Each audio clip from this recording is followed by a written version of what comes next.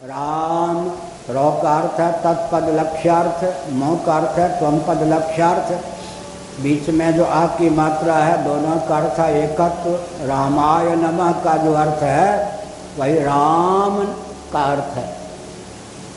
रौ अंत में मौ, बीच में आय, चतुर्थी विभक्ति। चतुर्थी विभक्ति आय। आय का अर्थ है एकत्व। मैं अपनी ओर से अर्थ नहीं कर रहा। एक बार भाव भावेश्वर मंदिर पूज्य स्वामी अखंडानंद महाराज के यहाँ जब मेरे द्वारा सत्संग प्रारंभ करवाया गया था, प्रतिदिन हम कभी कभी याद दिलाते उन महंतों को। पूज्य स्वामी अखंडानंद जी महाराज जब आते थे तभी प्रश्नोत्तर होता था। उन्होंने महंत जी को बम्बई से फ़ोन किया कि दंडी स्वामी निश्चलानंद जी को कहो, उस समय शायद हम सन्यासी भी नहीं थे, ब्रह्मचारी थे, ब्रह्मचारी जी से कहो कि नित्य प्रवचन करें, केवल वही करें, 1 घंटा नित्य करें। वहाँ का दैनिक प्रवचन मेरे द्वारा प्रारंभ हुआ। वहाँ पाठ नहीं चलता था, पढ़ाने की प्रथा भगवत कृपा से मेरे द्वारा डाली गई।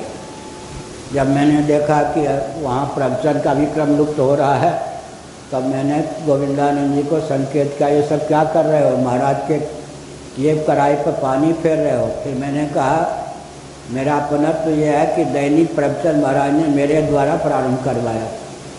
पाठ तो वहाँ चलता ही नहीं था, मैंने ही पाठ का क्रम शुरू करवाया था। दोनों चलना चाहिए। फिर बाद में वामदेव जी महाराज आए, ये सब आए, उन्होंने भी चलाया, लेकिन पाठ का क्रम भी वहाँ मेरे द्वारा चलाया गया था। तो हमने क्या संकेत किया, ये जो कथावाचक ठाकुर जी हैं वृंदावन के, इनको जिन्होंने भागवत कथा सिखाई, पाला पोसा एक प्रकार से, रामानुज जी, उन दिनों वो ख्याति प्राप्त नहीं थे। स्वामी अखंडानंद महाराज के यहाँ भाव भावेश्वर मंदिर में माला जपते थे, अनुष्ठान करते थे, उससे कुछ दक्षिणा मिलती थी तो अपना रहते थे। वो घर से आ गए थे तो बाल गोपाल थे। स्वामी अखंडानंद महाराज के यहाँ उड़ियाबाजी के यहाँ जो सेवा करने वाले थे, भोपा, उन्होंने ही उनको पाला था, रामानुज जी को। हाँ, इतिहास यही है। जब मैं ये अर्थ कर रहा था, यूँ हाथ करके श्री रामानुज संप्रदाय के थे, निषेध कर रहे थे। हमने कहा मेरा निषेध कर रहे हैं या उपनिषद का उपदेश कर रहे हैं? मैं मन से नहीं अर्थ कर रहा। ये राम तापनी उपनिषद में लिखा है रामाय नमः का अर्थ, वो कांपने लगते थे। हमने कहा मेरी कल्पना नहीं, उपनिषद से भी बह रहा है क्या आपको? मेरे श्रोता रहे हो, कभी कभी डांट भी खाते रहे फ्रेंड्स। तो मैंने क्या कहा, रामाय नमः, राम आय नमः, राम तत्पदार्थ का वाचक, नमः त्वम पदार्थ का वाचक, बीच में आय, चतुर्थी विभक्ति एकत्व का द्योतक, वही अर्थ राम का भी उपनिषदों में है। रौ तत्पदार्थ, मौ त्वम पदार्थ लक्ष्यार्थ, बीच में आ की मात्रा, एकत्व का द्योतक। तो हुआ ना, राम मंत्रार्थ विज्ञानी जीवन मुक्तो न संशय है, यह भी उपनिषद की बात। राम मंत्र का कहीं अर्थ कोई जान ले तो जो प्रणव का अर्थ है वही राम का अर्थ है। क्यों? तारक ब्रह्म के रूप में उपनिषदों में 2 ही का वर्णन है शिव पुराण आदि में, या तो ओम का या राम नाम का। हेतु कृषानु भानु हिमकर को, राम में रौ, कृषानु लिखिए, कैसे लिखेंगे? कृषानु, हेतु कृषानु भानु हिमकर को, हेतु कृषानु भानु हिमकर को, हिमकर लिखिए, हिमकर। क्या हुआ? कृषानु, कृषानु अग्नि का बीज। रौ, प्री में भी रौ है या नहीं? बीच में क्या है? रौ के बाद आ, सूर्य का बीज मंत्र है। अंत में मो, चंद्रमा का बीज मंत्र है। हिमकर, हिमकर में भी मकार है, रकार है। हिमकर कृषाम तो क्या है? अग्नि बीज, सूर्य बीज, चंद्रमा का बीज। तो राम जी कौन हो गए? अग्नि के भी अग्नि, सूर्य के भी सूर्य, चंद्र के भी चंद्र। वाल्मीकि रामायण सूर्यस्यापि भवेत् सूर्यः, सूर्य के सूर्य, चंद्र के चंद्र, अग्नि के अग्नि राम जी हो गए। रकार क्या हो गया? वैश्वानर। आपकी मात्रा क्या हो गई? उधर ऊ है, ओम में औ ऊ म, जो ऊ का अर्थ है वही आ का अर्थ है हिरण्यगर्भ। मो कौन है? प्राज्ञ, चंद्रमा का बीज है प्राज्ञ। वैश्वानर, हिरण्यगर्भ और प्राज्ञेश्वर। अंत में लक्ष्यार्थ क्या है? तुरीय ब्रह्म। इसका अर्थ क्या हुआ? राम मंत्रार्थ विज्ञानी जीवन मुक्तो न संशय। अब ये भागवत धर्म सुगम हो गया या नहीं?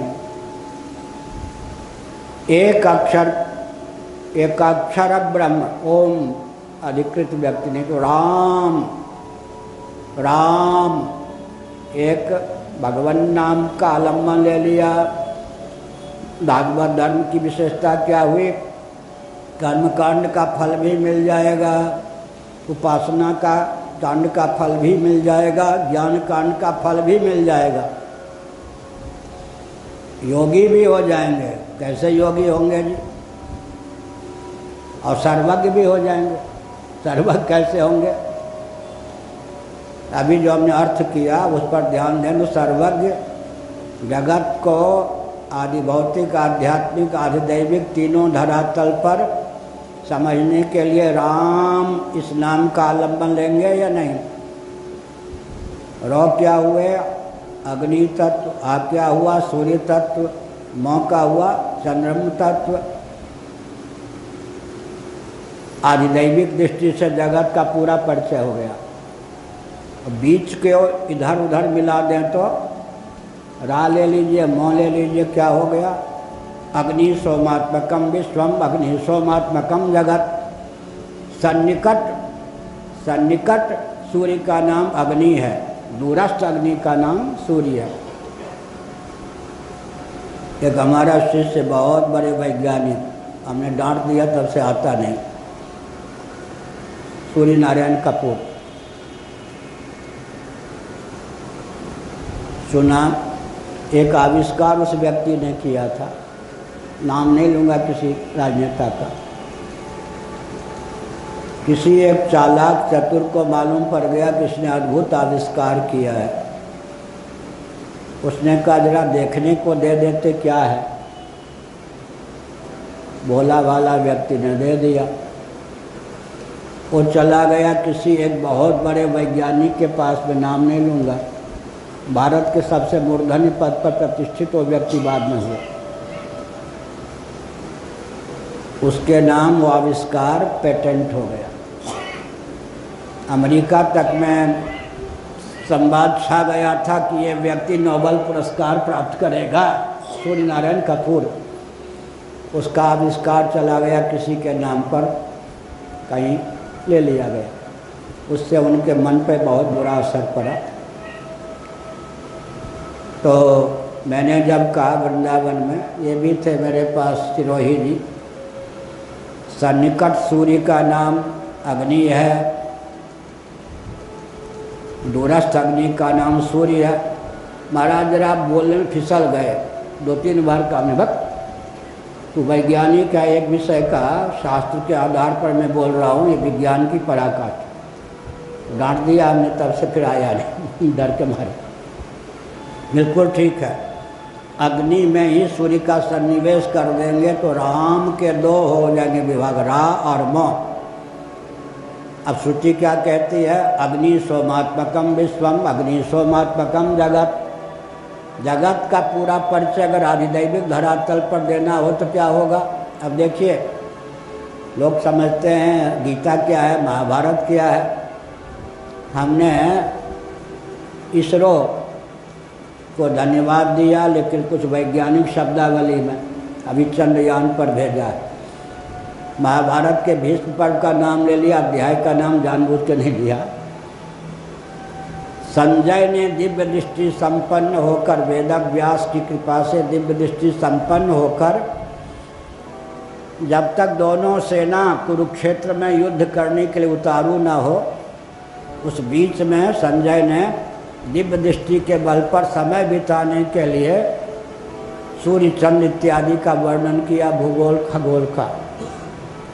उसमें चंद्रमा की परिधि कितनी है, चंद्रमा का व्यास कितना है, चंद्रमा की मोटाई कितनी है, योजन में लिखा है। 8 कोस का योजन होता है ना, कल देखा था ना शब्दकोश। योजन माइल भी देख लेना, अंग्रेजी का शब्द है। तो अब उस पर कल तक 57,000 व्यक्ति ने वो संदेश सुना। उनके लिए नई चीज़ है। आजकल के वैज्ञानिकों को चंद्रमा की परिधि, चंद्रमा के व्यास और चंद्रमा की मोटाई का ज्ञान नहीं है। हजारों वर्ष पहले दिव्य दृष्टि के बल पर पुराना आविष्कार को संजय ने बताया। तो 57,000 तो कल ही व्यक्ति देख चुके थे, 2-3 दिन के अंदर सुन चुके थे संदेश। तो हमने क्या संकेत किया, अब आधिदैविक धरातल पर पूरा विश्व क्या है, अग्नि और सोम का संघात, युग्म रूप। अग्नि सोमात्मकम विश्वम, अग्नि सोमात्मकम जगत, उपनिषद है। 3 विभाग कर देंगे तो क्या होगा, अग्नि सूर्य और चंद्रमा, तीनों पूरे सृष्टि का परिचय हो गया, अग्नि सूर्य और चंद्रमा। आधिदैविक धरातल पर, आध्यात्मिक धरातल पर जगत का ज्ञान क्या हो गया। अग्नि किसके देवता हैं, वाक के। सूर्य किसके देवता हैं, प्राण के और चक्षु के। प्राण के देवता हैं, कहाँ लिखना है, लिखा है प्रश्नोपनिषद। तो चंद्रमा किसके देवता, मन के। अब आध्यात्मिक धरातल पर राम नाम ने 3 अक्षरों के माध्यम से पूरे विश्व का वर्णन कर दिया। वाक, प्राण, चक्षु और मन, या वाक, प्राण और मन, ये आध्यात्मिक धरातल पर पूरा जगत का वर्णन हो गया। अब आदिभौतिक धरातल पर वाक इंद्रिय से किसकी निष्पत्ति होती है, नाम की। मन से किसकी निष्पत्ति होती है, स्वप्नावस्था आदि में। और मन और नेत्र को मिला दें तो रूप की, पदार्थ की। और प्राण से किसकी निष्पत्ति होती है, कर्म की। नाम रूप कर्मात्मक जगत है। लो जी, तो राम नाम ने सब कुछ बना दिया या नहीं, सर्वज्ञ भी बना दिया। आदिभौतिक, आध्यात्मिक, आधिदैविक तीनों धरातल पर जगत का परिचय दे दिया। और क्या, कर्मकांड का फल भी पकड़ा दिया, उपासना कांड का फल भी पकड़ा दिया, ज्ञान कांड का फल भी पकड़ा दिया। इसी का नाम भागवत धर्म हो गया। भागवत धर्म सुगम भी हो गया और सुगमता पूर्वक सब कुछ सिद्ध करने वाला हो गया। इसका अर्थ ये नहीं कि कर्म कांड व्यर्थ गया, उपासना कांड व्यर्थ गया, ज्ञान कांड व्यर्थ गया। राम में जो रॉ है उसकी व्याख्या कर्म कांड है। ये बहुत बड़ा विज्ञान है। राम नाम में जो आ की मात्रा है उसकी व्याख्या उपासना कांड है। राम नाम में जो मकार है उसकी व्याख्या ज्ञान कांड है। तो आधारशिला, ये तो सूत्र है, वैदिक गणित के सूत्र हैं। लेकिन सूत्र जो लिए गए हैं वो सूत्र की जो आधारशिला हुआ है, वेदोक्त कर्मकांड 80% मंत्र, वेदोक्त उपासना कांड 16% मंत्र, वेदोक्त ज्ञान कांड 4% मंत्र। इसलिए कर्मकांड अपनी जगह, उपासना कांड अपनी जगह, ज्ञान कांड अपनी जगह उपयोगिता से युक्त है। लेकिन नाम भागवत धर्म में भगवान का नाम, भगवान का रूप, भगवान की लीला, भगवान का धाम, भगवान का प्रभाव, भगवान का स्वभाव, भगवान का स्वरूप और भगवान का रूप। इस प्रकार भागवत धर्म भगवान स्वयं बताते हैं, सब में प्रिय है। भगवत प्राप्ति का सुगम भगवान के द्वारा प्रोक्त उपाय। मेरे पास यहाँ आना, मैं यहाँ रहता हूँ, यूँ करके आ जाना, कोई कहे। जैसे इनसे कोई मिलना चाहे, ये मोबाइल से क्या कहे, गोवर्धन मठ यहाँ है, इस कमरे में आ जाना, यूँ आ जाना, तो सुगम होगा या नहीं। अमुक समय में मिलूँगा, तो भगवान ने ही अपने भोले भाले भक्तों को भी, अकिंचन भक्तों को, यहाँ लिखा अकिंचन अनवद्यम, यह है कैसे, आत्मा रामाय यदुपासते वर्गाय निष्किंचनाय मुनय। सनकादि जिनके पास संग्रह परिग्रह नहीं, षोडशोपचार महाराजोपचार क्या भगवान का पूजन करेंगे, लंगोटी भी नहीं, बलखल बसन भी नहीं, बाल गोपाल दिगंबर, निष्किंचन व्यक्ति भी, कंदमूल फल खा के वायु पी के भी रहने वाला व्यक्ति, जिसका आलंबन लेकर सुगमता पूर्वक भगवत तत्व को प्राप्त कर सकता है। भगवान ही जब अपनी प्राप्ति और प्रियता का मार्ग बताते हैं तो भगवान तक पहुँचने में क्या कठिनाई।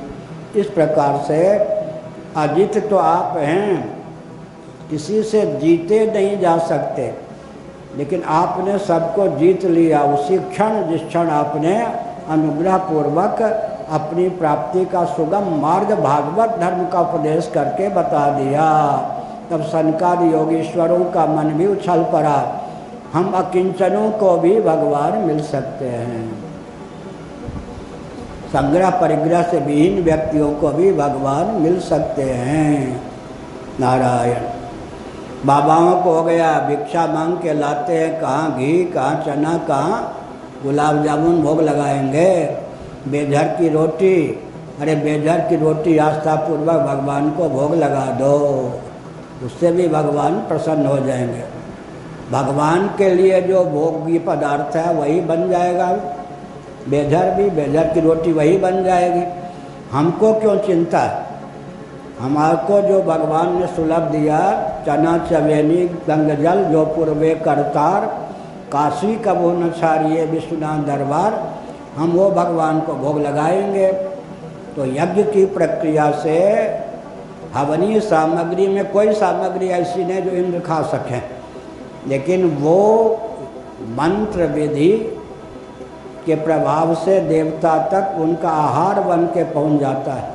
पितरों के निमित्त पिंडोदक क्रिया जो है, जिस योनि में पितर हैं उनका आहार बन के पहुँच जाती है। भगवान का जो आहार है वही आहार बन के भगवान के पास हमारे द्वारा दिए गए बेझर की रोटी और कुछ न हो, एक तुलसी दल ही, बिलपत्र ही भगवान को मन से लगा दें तो भागवत धर्म सुगम है। हर हर बार।